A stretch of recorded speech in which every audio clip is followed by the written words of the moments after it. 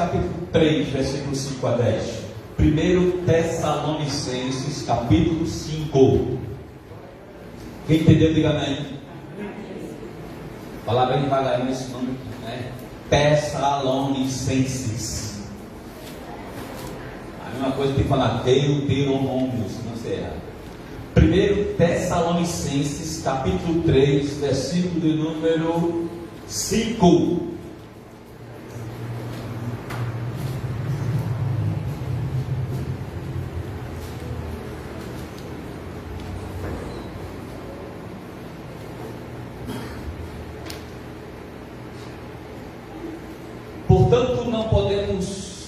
Portanto, não podendo eu, era Paulo, também esperar mais, mandei-os saber da vossa fé, temendo que o tentador nos tentasse e o nosso trabalho viesse a ser inútil.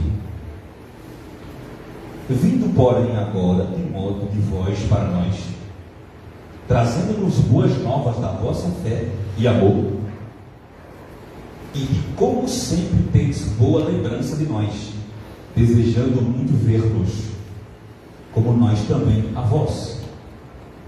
Por esta razão, irmãos, ficamos consolados acerca de vós em toda a nossa aflição e necessidade pela vossa fé, porque agora vivemos se estáis firmes no Senhor. Que versículo lindo.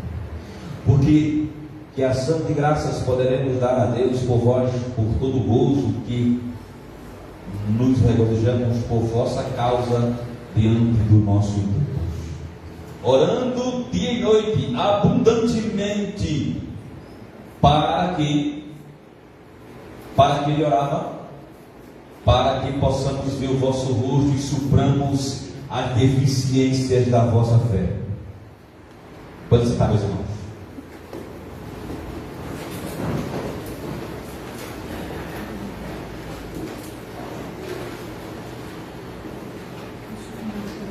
Sarando as deficiências da nossa fé, segunda parte, ou parte 2. Para quem não estava aqui, eu preciso dizer que Paulo reconhece que a igreja de Tessalônica, que era na região da Macedônia, ele reconhece que essa igreja tinha uma vida fervorosa, mas ainda havia faltas, deficiências na fé deles. E quando eu coloco o tema reparando as deficiências da nossa fé, é da nossa fé, porque Hebreus capítulo 12, versículo 2, versículo 2, não sei se é versículo 2, eu quero checar esse versículo, porque são mais de 31 mil versículos e vai fugindo da cabeça.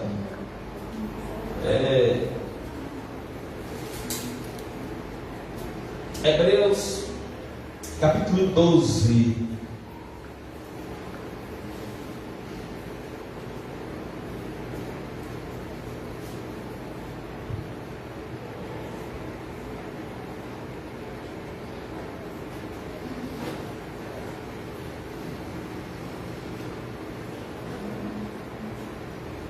versículo 2 mesmo. Olhando para Jesus, autor e consumador da fé. Jesus, ele é o autor, é ele quem criou e quem consumou a fé.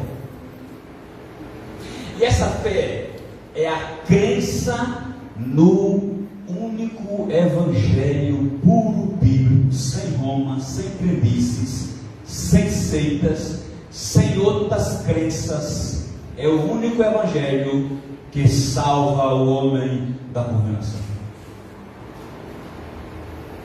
Não há outro Salvador senão Cristo. Não há outro evangelho que salva senão o apostólico puro bíblico. Esse é o que salva.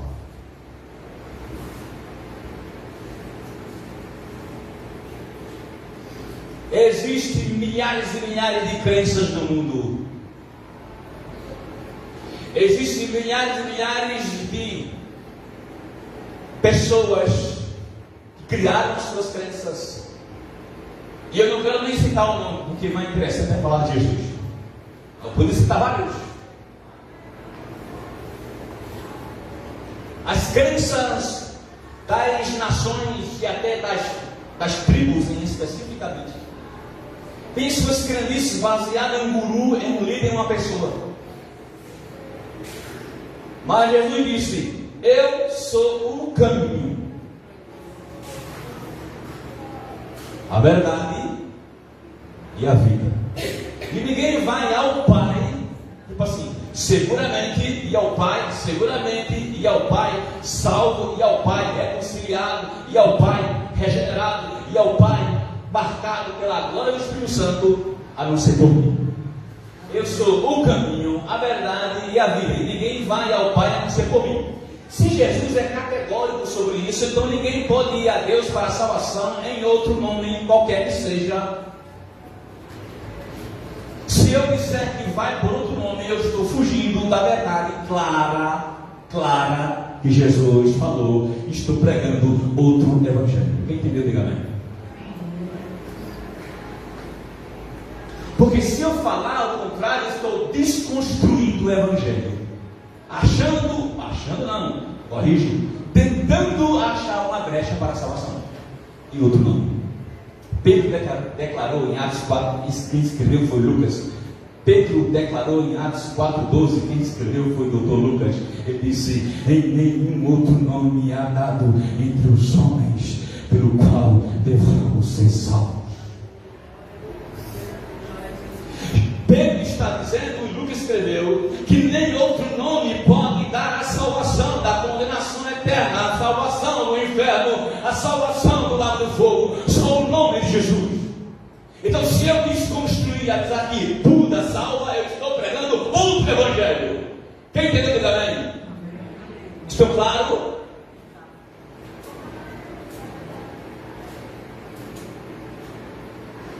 Nós podemos ouvir outras crenças.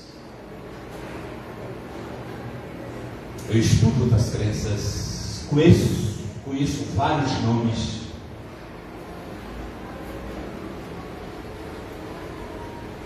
Mas, sim, digo, não devemos ser agressores ou desrespeitadores. Devemos falar, compartilhar nossa fé, ouvir o contraditório, sem contradizer a verdade. Eu já escutei muito contraditório. Já evangelizei vários ateus e eu ouvi o contraditório. E ele disse que não crê em Deus. Eu ouvi o contraditório aqui debaixo do pé de oliveira, com 3 cadeiras. Eu ouvi, e até o discípulo da igreja sabe. Eu ouvi, mas eu tenho que ter a humildade de ouvir o contraditório sem me deixar ser contrariado com a verdade que só Jesus é o Salvador. Quem entendeu, diga se quiser, aleluia.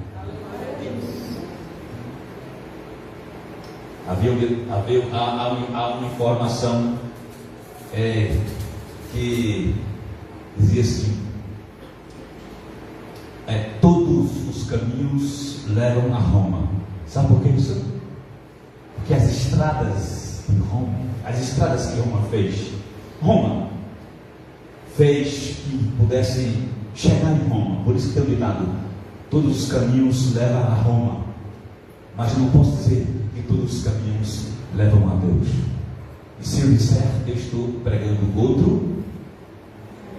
outro, mas eu tenho que repetir a terceira vez ou quarta, eu tenho que ter humildade em ouvir o contraditório sem me contradizer, anulando, aniquilando, deturbando, distorcendo, que só Jesus é o Salvador. Você pode do Evangelho único que salva Jesus Cristo.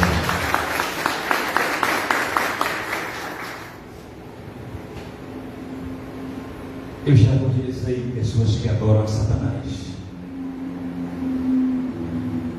Se eu for falar aqui, vou falar muita coisa, mas eu acho que já ficou claro.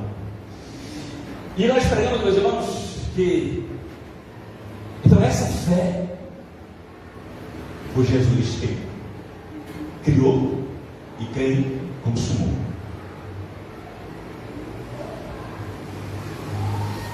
Essa fé que Jesus criou e consumou não tem nenhuma deficiência, não precisa de nenhum reparo, não precisa de nenhum conserto, não precisa de nenhum amuleto, não precisa de nenhuma reforma,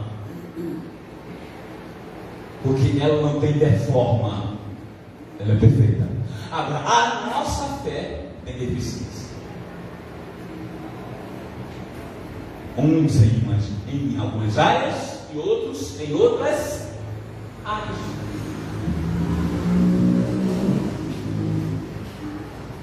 Mas Paulo fala para os irmãos de Éfeso: cresçamos em tudo. Pedro fala: crescei na graça e no conhecimento do Senhor.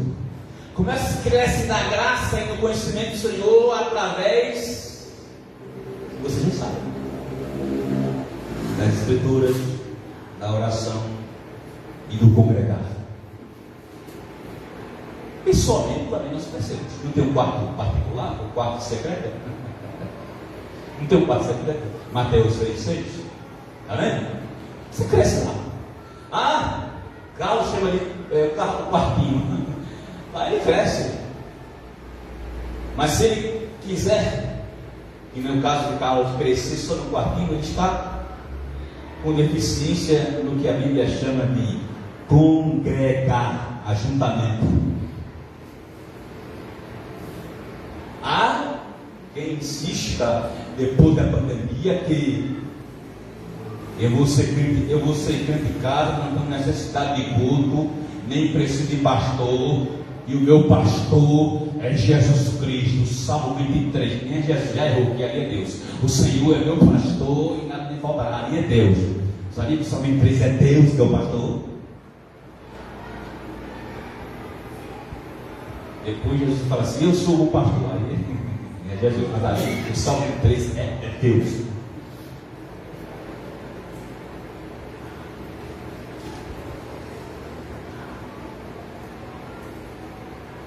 Isso é uma deficiência grave e soberba, dizer que eu não tenho pastor humano, meu pastor é Jesus Cristo. Olha, parece uma coisa boa, não? Não parece não? Isso é um veneno satânico, porque Deus estabeleceu os pastores humanos falhos e limitados, para que você se pense ser pastoreado por eles. Amém? Cuidado, meu irmão, isso é uma deficiência da fé. E tem pessoas que acham que essa fé é sadia, isso é soberba, porque não quer submeter a orientações de um homem. Diz: meu pastor é Jesus. Então você vai congregar no céu, então você vai morrer, porque nenhum. Não, tem que morrer, irmão. Passei Jesus, o pastor, não sai morrer, suba. Quer morrer? Eu não, quero viver todos os meus dias que Deus tem para mim. Isso é soberba, isso é uma doença na fé. A igreja de Tessalônica era fervorosa, mas ela tinha faltas na fé. E eu coloquei aqui, meus irmãos, na pregação passada aqui, eu coloquei 5 possíveis deficiências na fé que eu possa ter, ou que tu possas ter, ou que nós possamos ter. Fé fraca diante das provações, fé imatura que não se aprofunda, fé incompleta que não se traduz em obras. É muita fé e poucas obras. Obra inclui obra social, inclui cooperação financeira em dinheiro ou em mão de obra, ou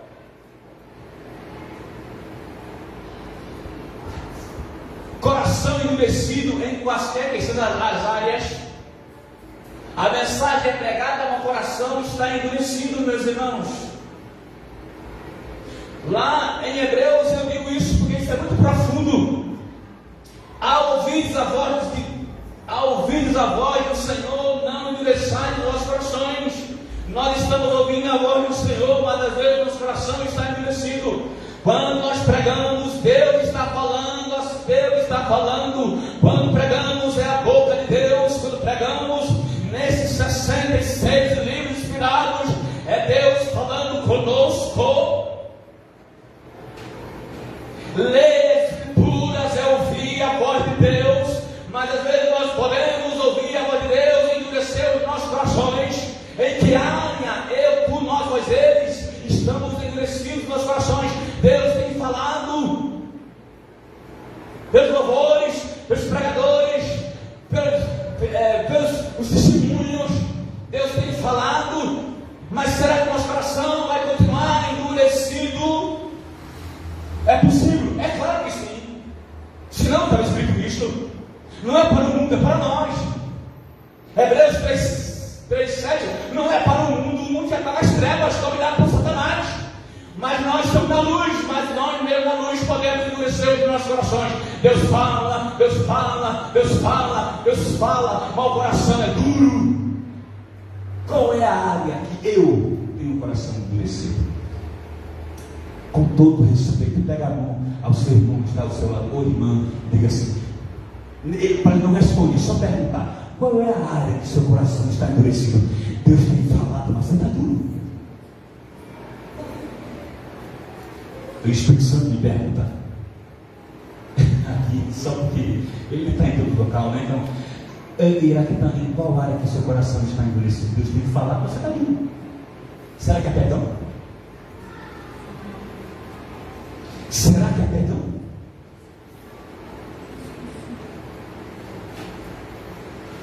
Perdoai uns aos outros, como Deus vos perdoou em Cristo.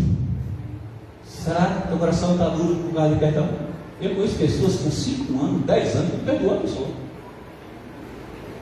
O irmão me procurou um dia desse e falou assim: pastor, eu estou magoado com alguém. Disse: o que é que eu faço? Eu disse: senhor, minha irmã, eu já fiquei magoado com alguém da minha família que foi difícil. Eu tinha uma mágoa muito. Eu não tinha mágoa, não, eu tinha ódio. Aquela palavra grave, nossa, que Satanás adora.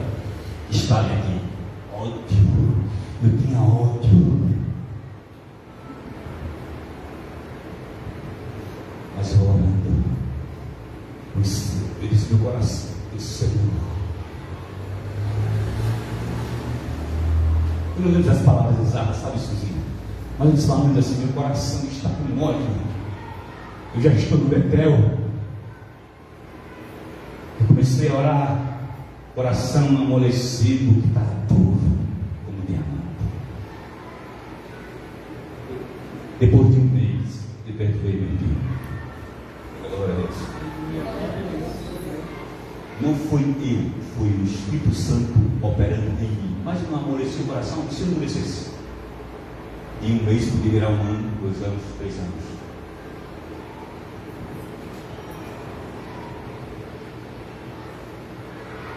Qual é a possível área que seu coração está duro? Pensa aí 2 segundos. Foi muito rápido para você pensar? Qual é a área que seu coração está duro? Talvez você ache que não está, mas ele está.